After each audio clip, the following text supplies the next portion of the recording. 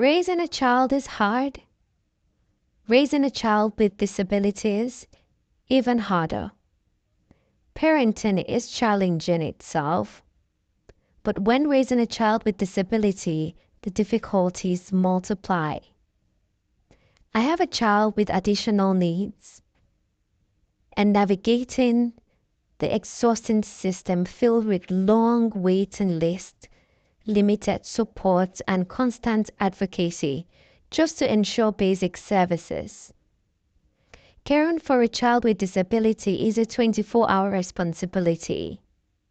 I face extreme fatigue, stress, and even burnout because I am constantly balancing medical appointments, therapy sessions, and educational challenges while also managing work and household responsibilities.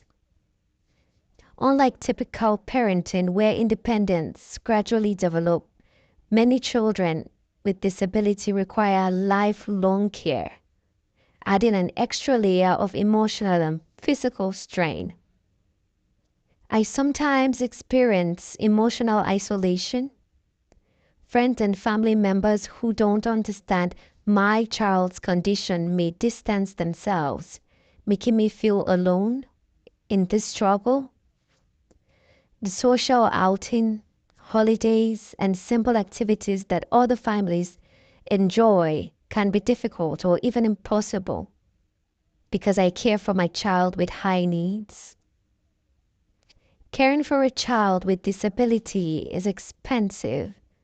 From specialist equipment and private therapy sessions to adapted transportation and time off work,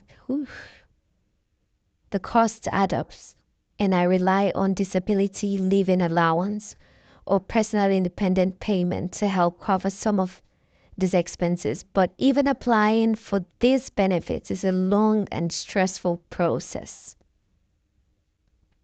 Sometimes I have to reduce my working hours or quit my job altogether because finding suitable childminder is either too expensive or simply unavailable.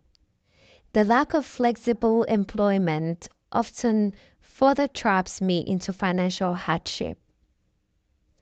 One of the biggest frustrations for me is the lack of timely support. Whether it's waiting for an education, health, and care plan, securing the right school placement, or accessing medical help, the system moves slowly, often too slowly, for my child who needs immediate intervention. I feel unheard because they are constantly battling against bureaucracy just to get my child support that children with disability need.